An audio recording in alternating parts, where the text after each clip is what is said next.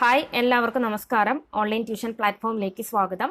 അപ്പോൾ നമ്മൾ ഇന്നത്തെ ക്ലാസ്സിൽ ഡിസ്കസ് ചെയ്യാൻ പോകുന്നത് HSA, സെറ്റ് ആൻഡ് KTET തുടങ്ങിയിട്ടുള്ള മത്സര പരീക്ഷകളിൽ ചോദിക്കാവുന്ന എഡ്യൂക്കേഷണൽ സൈക്കോളജിയുടെ പ്രധാനപ്പെട്ട ഭാഗങ്ങളാണ്. അപ്പോൾ നമുക്ക് വീഡിയോയിലോട്ട് കടക്കാം. ആദ്യം സൈക്കോളജി എന്ന പദം ആദ്യമായിട്ട് ഉപയോഗിച്ചത് റുഡോൾഫ് ജോക്കലാണ്. അദ്ദേഹം 1950കളിലാണ് സൈക്കോളജി എന്ന ടേം ആദ്യമായിട്ട് ഉപയോഗിക്കുന്നത്. അദ്ദേഹം ഒരു ജർമ്മൻ സൈക്കോളജിസ്റ്റ് ആണ്. ജർമ്മൻ സൈക്കോളജിസ്റ്റ് ആണ് റുഡോൾഫ് ജോക്കൽ. ആൻഡ് സൈക്കോളജി എന്ന് പറയുന്ന പദം രണ്ട് ഗ്രീക്ക് പദങ്ങൾ ചേർന്നുണ്ടായതാണ്. ആദ്യം സൈക്കോ, അതുപോലെ ലോഗോസ്. സൈക്കോ എന്ന് പറഞ്ഞാൽ സോൾ എന്നുള്ളതാണ്, ആത്മാവ് എന്നുള്ളതാണ് സൈക്കോ എന്ന് പറയുന്ന ഗ്രീക്ക് വേർഡിന്റെ മീനിങ് എന്ന് പറയുന്നത്. ഇനി ലോഗോസ് എന്ന് പറയുന്ന ഗ്രീക്ക് വേർഡിന്റെ മീനിങ് ആണ് സയൻസ് എന്ന് പറയുന്നത്. സോ സൈക്കോളജി എന്ന് പറയുന്ന ടേമിന്റെ ഫുൾ മീനിങ് എന്ന് പറയുന്നത് സയൻസ് ഓഫ് സോൾ എന്നുള്ളതാണ്. ഇനി പ്രധാനമായിട്ടും രണ്ട് സൈക്കോളജി ബ്രാഞ്ചാണുള്ളത്, രണ്ട് ബ്രാഞ്ചസ് ഓഫ് സൈക്കോളജിയാണുള്ളത്. ഒന്ന് പ്യുവർ സൈക്കോളജിയും രണ്ടാമത്തേത് അപ്ലൈഡ് സൈക്കോളജിയും. പ്യുവർ സൈക്കോളജി എന്ന് പറയുമ്പം തിയറിനെ ബേസ് ചെയ്തിട്ടുള്ള അല്ലെങ്കിൽ പ്രിൻസിപ്പിൾസിനെ ബേസ് ചെയ്തിട്ടുള്ള ഒന്നാണ് പ്യുവർ സൈക്കോളജി എന്ന് പറയുന്നത്. അതേസമയം ആപ്ലിക്കേഷൻ ലെവലുമായി ബന്ധപ്പെട്ടുള്ളതാണ് അപ്ലൈഡ് സൈക്കോളജി എന്ന് പറയുന്നത്. ഇത് തമ്മിൽ ഡിസ്റ്റിങ്വിഷ് ചെയ്യാൻ അല്ലെങ്കിൽ അതിൻ്റെ എക്സാമ്പിൾസ് തന്ന് ഇത് ഏതാണ് പ്യുവർ സൈക്കോളജി അല്ലെങ്കിൽ ഏതാണ് അപ്ലൈഡ് സൈക്കോളജി എന്ന് ചോദിക്കാം. അപ്പോൾ എക്സാമ്പിൾ എഴുതിയെടുത്തോളൂ. പ്യുവർ സൈക്കോളജിക്ക് എക്സാമ്പിൾസ് ആണ് general psychology, abnormal psychology, developmental psychology, social psychology, cognitive psychology, parapsychology. Pure psychology, general psychology, abnormal psychology, developmental psychology, social psychology, cognitive psychology, parapsychology, PARA, parapsychology. ഇനി applied സൈക്കോളജിക്കകത്താണ് educational psychology വരുന്നത്. Educational psychology, clinical psychology, industrial psychology, forensic psychology, military psychology, political psychology തുടങ്ങിയവയ്ക്കാണ് applied സൈക്കോളജിക്കകത്ത് വരുന്നത്. ഒരിക്കൽ കൂടി, educational psychology, clinical psychology, industrial psychology, forensic psychology, military psychology, political psychology. ഇതെല്ലാം തന്നെ ആപ്ലിക്കേഷൻ ലെവലുമായി ബന്ധപ്പെട്ടുള്ളത് കൊണ്ട് തന്നെ അപ്ലൈഡ് സൈക്കോളജിക്കകത്ത് വരുന്നതാണ്. ഇനി സ്കൂൾസ് ഓഫ് സൈക്കോളജിയാണ്. പ്രധാനമായിട്ടും structuralism, functionalism, behaviourism, psycho analysis and gestalt psychology. ഇത്രയാണ് സ്കൂൾസ് ഓഫ് സൈക്കോളജി എന്ന് പറയുന്നത്. ഇത് ഓരോ സ്കൂളും ഡിഫറെൻ്റ് ആയിട്ടുള്ള സൈക്കോളജിസ്റ്റ് ആണ് ഫൗണ്ട് ചെയ്തിരിക്കുന്നത്.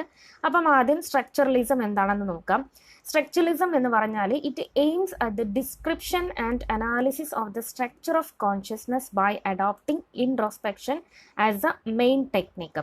അപ്പോൾ സ്ട്രക്ചറലിസം എന്ന് പറയുന്ന സൈക്കോളജിക്കകത്ത് വരുന്ന ഏറ്റവും പ്രധാനപ്പെട്ട ഒരു ടെക്നിക്കാണ് ഇൻട്രോസ്പെക്ഷൻ എന്ന് പറയുന്നത്. അതായത് നമ്മൾ സെൽഫിനെ കുറിച്ചുള്ള ഒരു അക്വയർ ചെയ്യുക എന്നുള്ളതാണ് ഇൻട്രോസ്പെക്ഷൻ എന്ന് പറയുന്നത്. അപ്പോൾ സ്ട്രക്ചറലിസത്തിൻ്റെ ഫാദർ എന്ന് പറയുന്നത് വില്യം വുഡാണ്. നോട്ട് ചെയ്ത് വെക്കുക, വില്യം വുഡാണ് സ്ട്രക്ചറലിസത്തിൻ്റെ ഫാദർ എന്നറിയപ്പെടുന്നത്. അദ്ദേഹം ഒരു ജർമ്മൻ സൈക്കോളജിസ്റ്റ് ആണ്. അദ്ദേഹവുമായി ബന്ധപ്പെട്ടുള്ള ഏറ്റവും പ്രധാനപ്പെട്ട ഒരു സംഭവമാണ് അദ്ദേഹമാണ് വേൾഡിലുള്ള ആദ്യത്തെ സൈക്കോളജിക്കൽ ലബോറട്ടറി സ്ഥാപിക്കുന്നത്. World first psychological laboratory establish ചെയ്യുന്നത് അല്ലെങ്കിൽ ഓപ്പൺ ചെയ്യുന്നത് വില്യം വുഡാണ്. 1879 ഓപ്പൺ ചെയ്യുന്നത്. ഇനി മറ്റു നോട്ടബിൾ ആയിട്ടുള്ള സൈക്കോളജിസ്റ്റ് ആണ്, സ്ട്രക്ചറലിസത്തിലെ നോട്ടബിൾ ആയിട്ടുള്ള സൈക്കോളജിസ്റ്റാണ് ടിച്വനറും വെബറും ഫെച്നറും. ഇനി ഫങ്ഷണലിസം, രണ്ടാമത്തെ സ്കൂൾസ് ഓഫ് സൈക്കോളജിക്കകത്ത് വരുന്ന രണ്ടാമത്തതാണ് ഫങ്ഷണലിസം എന്ന് പറയുന്നത്. അത് ഇനീഷ്യേറ്റ് ചെയ്തത് വില്യം ജെയിംസ് ആണ്. നോട്ട് ചെയ്ത് വയ്ക്കുക, വില്യം ജെയിംസ് ആണ് ഫങ്ഷണലിസത്തിൻ്റെത് വരുന്നത്. ഇനി അദ്ദേഹം ഫാദർ ഓഫ് അമേരിക്കൻ സൈക്കോളജി എന്നാണ് അറിയപ്പെടുന്നത്. William James father of American psychology എന്നാണ് അറിയപ്പെടുന്നത്.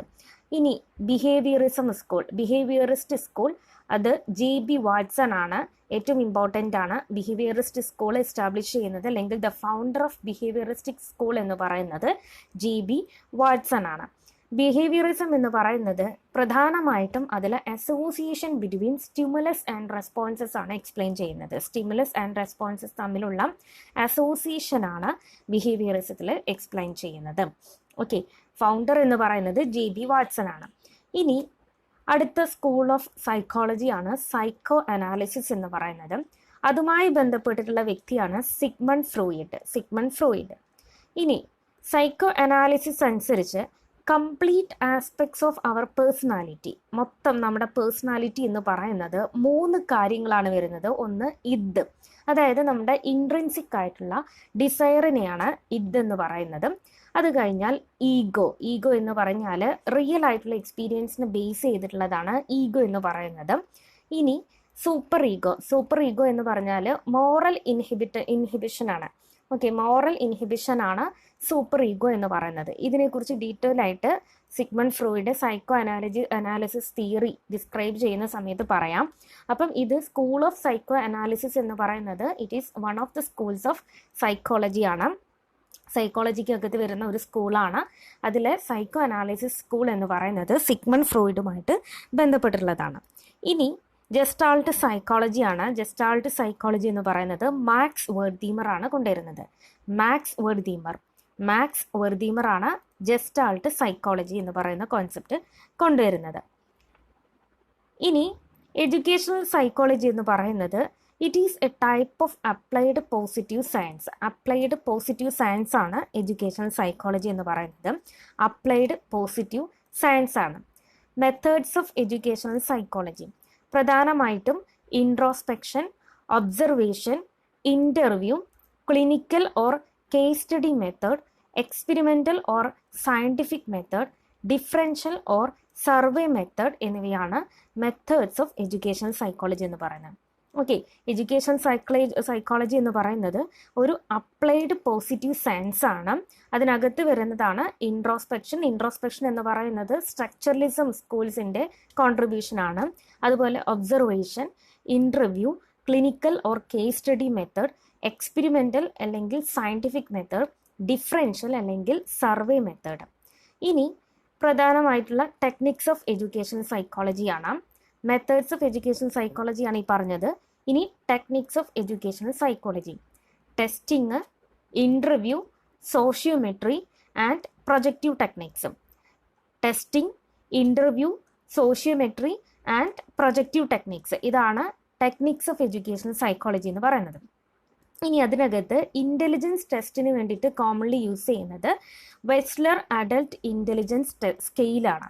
ഓക്കെ, വെസ്ലർ അഡൽട്ട് ഇൻ്റലിജൻസ് സ്കെയിലാണ്. ഇത് വൺ വേർഡിന് ചോദിക്കാം. ആപ്റ്റിറ്റ്യൂഡ് ടെസ്റ്റിൻ്റെ കഴിഞ്ഞ സെറ്റ് എക്സാമിന് ചോദിച്ചിട്ടുണ്ടായിരുന്നു. അപ്പോൾ ആപ്റ്റിറ്റ്യൂഡ് ടെസ്റ്റിൻ്റെ ഡിഫറൻഷ്യൽ ആപ്റ്റിറ്റ്യൂഡ് ടെസ്റ്റ് ബാറ്ററി എന്നുള്ളതാണ്. Intelligence test Wechsler adult intelligence scale. Creativity ടെസ്റ്റിന് വേണ്ടിയിട്ടുള്ളതാണ് Minnesota test of creativity thinking. Okay, ഇത് മാറിപ്പോകരുത്. ആപ്റ്റിറ്റ്യൂഡ്, നമ്മുടെ കഴിവുകൾ ടെസ്റ്റ് ചെയ്യുന്നതിന് വേണ്ടിയിട്ടാണ് ഡിഫറൻഷ്യൽ ആപ്റ്റിറ്റ്യൂഡ് ടെസ്റ്റ് ബാറ്ററി ഉപയോഗിക്കുന്നത്. ഇൻ്റലിജൻസ് ടെസ്റ്റ് എന്ന് പറയുന്നത് വെസ്ലർ അഡൽട്ട് ഇൻ്റലിജൻസ് സ്കെയിലാണ് ഉപയോഗിക്കുന്നത്. ക്രിയേറ്റിവിറ്റി എന്ന് പറയുന്നത് Minnesota test of creativity thinking ആണ്. അതേപോലെ മറ്റൊന്നാണ്, അതായത് നമ്മുടെ പെർഫോമൻസ്, ലേണേഴ്സിൻ്റെ പെർഫോമൻസ്, അത് ഏതെങ്കിലും ഒരു പെർട്ടിക്കുലർ ഏരിയയിൽ, പ്രധാനമായിട്ടും അക്കാദമിക് ഏരിയയിൽ ലേണേഴ്സിൻ്റെ പെർഫോമൻസ് അസസ്മെൻറ്റ് ചെയ്യുന്നതിന് വേണ്ടിയിട്ട് ഉപയോഗിക്കുന്ന ടെസ്റ്റ് അല്ലെങ്കിൽ ഡിവൈസ് ആണ് സ്കോളസ്റ്റിക് ടെസ്റ്റ് എന്ന് പറയുന്നത്. സ്കോളാസ്റ്റിക് ടെസ്റ്റ് എന്നാണ് പറയുന്നത്. ഈ സ്കോളാസ്റ്റിക് ടെസ്റ്റിനകത്ത് വരുന്നതാണ് അച്ചീവ്മെൻറ്റ് ടെസ്റ്റും ഡയഗ്നോസ്റ്റിക് ടെസ്റ്റും എന്ന് പറയുന്നത്. ഓക്കെ, സ്കോളാസ്റ്റിക് ടെസ്റ്റ് എന്നുള്ളതാണ് അച്ചീവ്മെൻറ്റ് ടെസ്റ്റും ഡയഗ്നോസ്റ്റിക് ടെസ്റ്റും കോമൺലി അറിയപ്പെടുന്നത്. അതിനകത്ത് അച്ചീവ്മെൻറ്റ് ടെസ്റ്റ് എന്ന് പറഞ്ഞാൽ ഏതെങ്കിലും ഒരു ഏരിയയിൽ അല്ലെങ്കിൽ നമ്മൾ പഠിപ്പിച്ച ഒരു കാര്യത്തിൽ കുട്ടികളുടെ അച്ചീവ്മെൻറ്റ്സ് കണക്കാക്കുന്നതിന് വേണ്ടിയിട്ടാണ് അച്ചീവ്മെൻറ്റ് ടെസ്റ്റ് ഉപയോഗിക്കുന്നത്. ഓക്കെ, അതായത് ഒരു കുട്ടി ലേൺ ചെയ്ത് അതിനെക്കുറിച്ചൊരു ടെസ്റ്റ് എഴുതി അതിൽ എത്രത്തോളം കുട്ടി അച്ചീവ് ചെയ്തു എന്നുള്ളത് മനസ്സിലാക്കാൻ വേണ്ടിയിട്ടാണ് അച്ചീവ്മെൻറ്റ് ടെസ്റ്റ് ഉപയോഗിക്കുന്നത്. ഡയഗ്നോസ്റ്റിക് ടെസ്റ്റ് എന്ന് പറഞ്ഞാൽ ഏതെങ്കിലും ഒരു സ്പെസിഫിക് ലേണിംഗ് ഡെഫിഷ്യൻസീസ് കണ്ടുപിടിക്കുന്നതിന് വേണ്ടിയിട്ടാണ് ഡയഗ്നോസ്റ്റിക് ടെസ്റ്റ് ഉപയോഗിക്കുന്നത്. ഇത് തമ്മിലുള്ള ഡിഫറൻസ് നോട്ട് ചെയ്ത് വയ്ക്കുക. ഓക്കെ, ഡയഗ്നോസ്റ്റിക് ആണ് നമ്മൾ ഏതെങ്കിലും ഒരു ലേണിംഗ് ഡെഫിഷ്യൻസീസ് മെഷർ ചെയ്യുന്നതിന് വേണ്ടിയിട്ട് അല്ലെങ്കിൽ കണ്ടുപിടിക്കുന്നതിന് വേണ്ടിയിട്ട് ഉപയോഗിക്കുന്ന സ്കോളാസ്റ്റിക് ടെസ്റ്റ് എന്ന് പറയുന്നത്. ഓക്കെ, അപ്പം ഇത്രയുമാണ് ഈ വീഡിയോയിൽ ഉൾപ്പെടുത്തിയിട്ടുള്ളത്. അടുത്ത വീഡിയോയിൽ ഗ്രോത്ത് ആൻഡ് ഡെവലപ്മെൻറ്റുമായി ബന്ധപ്പെട്ടുള്ള തിയറീസും അതുമായി ബന്ധപ്പെട്ടുള്ള പ്രധാനപ്പെട്ട എക്സാമിന് ചോദിക്കാൻ ചാൻസ് ഉള്ള വൺ വേർഡ് ക്വസ്റ്റ്യൻസും നമുക്ക് നോക്കാം. അപ്പം അതിനായിട്ട് ചാനൽ സബ്സ്ക്രൈബ് ചെയ്യാത്തവർ സബ്സ്ക്രൈബ് ചെയ്ത് ബെല്ലൈക്കൺ കൂടി പ്രസ് ചെയ്യുക. എങ്കിലും ഞാൻ അപ്ലോഡ് ചെയ്യുന്ന പുതിയ വീഡിയോസിൻ്റെ നോട്ടിഫിക്കേഷൻസ് നിങ്ങൾക്ക് ലഭിക്കുന്നതായിരിക്കും. താങ്ക്